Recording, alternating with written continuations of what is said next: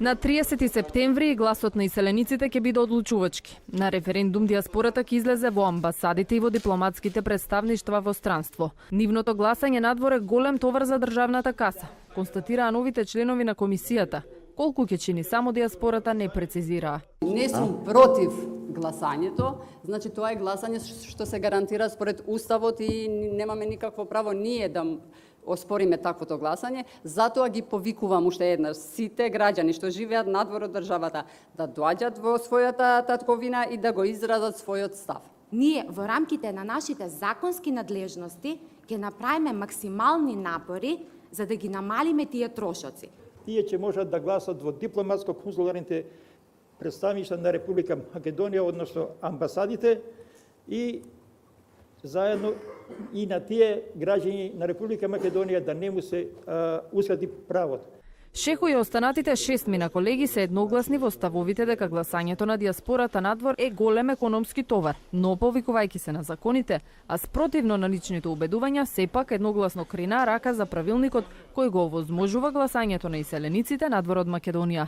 Сложуваме со дискусиите на колешката во однос на начинот на организирање на гласањето на диаспората, затоа што навистина предизвикува трошоци пред се за државата и буџетот и даночните обврзници на Република Македонија, и тоа ќе го ставиме како мислење во нашиот записник од денешната седница. Меѓутоа, законските одредби се такви да ние мора да ги почитуваме законите и уставот на Република Македонија. Со гласање членовите си ги скратија и трошоците за кафе и сокови, за разлика од претходниот состав, но старите дневници остануваат.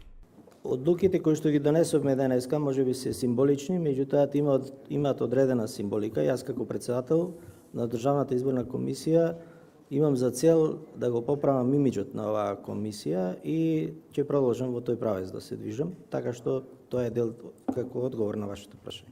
Токму бонусите од илјадници евра ги однесува во историјата нивните претходни колеги кои по критиката на американскиот амбасадор и притисокот од јавноста си поднесоа оставки. Новиот состав на ДИК порача дека јавна пропаганда може да отпочне секој кој што е заинтересиран за референдумот, а за прв пат денеска во Државната изборна комисија членовите на јавноста и се обраќаа на албански јазик. Аз не си комисион да още дрете цила мир по уне иша пр маниран е организим.